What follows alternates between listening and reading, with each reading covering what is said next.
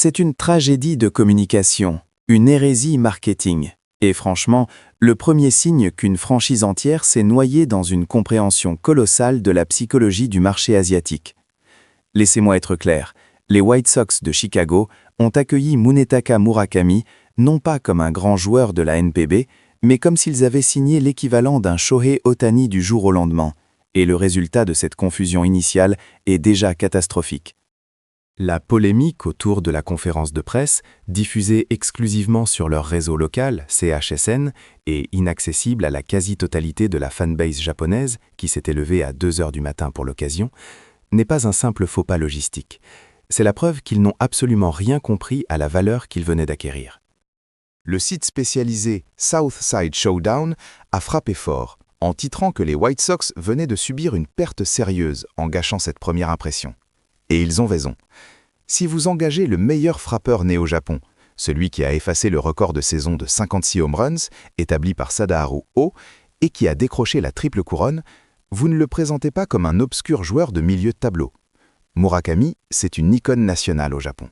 Des milliers, voire des millions de fans sont prêts à suivre chaque de ses apparitions. C'est la différence fondamentale avec la conférence de presse d'Ohtani en 2023 chez les Dodgers, orchestrée à 20h heure japonaise pour maximiser l'audience nationale. Les White Sox, eux, ont balayé cette opportunité sous le tapis de l'exclusivité locale. On se demande s'ils croyaient sérieusement que le simple nom de Murakami allait suffire à remplir le Guaranteed Rate Field sans effort promotionnel global. Et c'est là que le piège se referme. Ce n'est pas le joueur qui est mis en cause. Murakami, même s'il n'est pas Ohtani, est un talent générationnel. C'est l'anticipation délirante de la franchise. Il semble avoir anticipé que le facteur Murakami allait immédiatement générer les revenus et la buzz d'un joueur à 700 millions de dollars, alors qu'ils lui ont donné un contrat de 2 ans. Un contrat de 2 ans. C'est le cœur du conflit, n'est-ce pas? La franchise le traite comme un demi-dieu dans les discours, mais lui donne un contrat de mise à l'épreuve.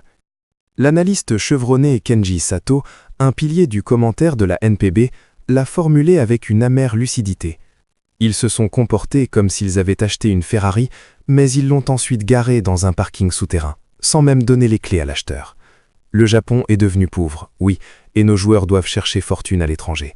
Mais cela ne signifie pas que leur dignité doit être bafouée par de l'incompétence. Beaucoup de gens, et c'est là l'argument qu'il faut démonter, se disent « c'est peut-être la faute du réseau CHSN, une simple erreur technique de géolocalisation ». Je vous dis non, absolument pas. Dans une organisation professionnelle, un joueur de cette stature, surtout dans une ligue qui cherche désespérément à s'ouvrir aux marchés asiatiques lucratifs, ne doit pas être soumis aux caprices d'une nouvelle chaîne locale. Le club est responsable. Ils ont sous-estimé la soif du public international. Et cela nous amène au vrai défi de Murakami. Ce contrat de 2 ans, c'est le baromètre de la méfiance, mais aussi celui de l'ambition brute. Il entre en MLB à 26 ans, avec l'ombre du scepticisme qui plane sur sa capacité à gérer les lancers rapides de haute vélocité. La NPB est formidable, mais le niveau de balle rapide en MLB est sans comparaison. Durant la WBC, on a pu observer que son taux de contact sur des lancers au-delà de 97 000 par heure chutait de près de 15% par rapport à sa moyenne en NPB. C'est la donnée spécifique que les White Sox ont certainement intégrée pour justifier le court contrat. Ils lui disent « Prouve que tu peux le faire contre la meilleure compétition. Et ensuite on parlera d'un contrat à 10 ans et 300 millions de dollars. » Imaginez la pression psychologique. Mike Johnson, un scout de la côte ouest, connu pour son franc-parler, a déclaré « Les White Sox ont posé un ultimatum silencieux. Si Murakami ne frappe pas 35 circuits en 2 saisons et ne maintient pas une OPS+ supérieure à 130, il sera reclassé comme un joueur solide, mais pas une superstar. Il retournera au Japon à 28 ans sans avoir atteint le sommet. C'est un risque énorme. » Mais c'est là que se trouve le véritable tournant de l'histoire, l'inattendue pirouette tactique.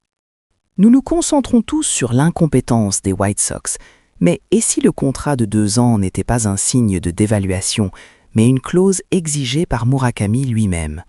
Et si, au lieu d'être coincé pendant 8 ou 10 ans dans une équipe qui enchaîne les saisons perdantes, une équipe qui, rappelons-le, a récemment enregistré certaines des pires défaites de son histoire, Murakami avait délibérément choisi de se donner une porte de sortie rapide.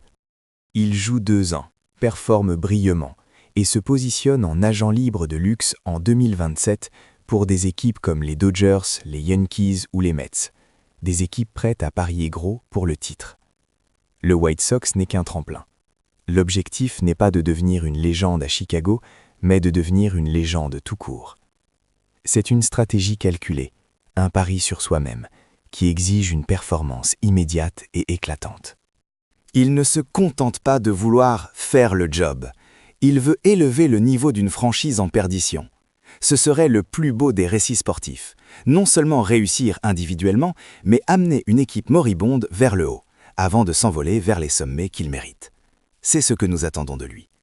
Alors, pour revenir à notre boucle initiale, pourquoi le White Sox a-t-il saboté l'événement?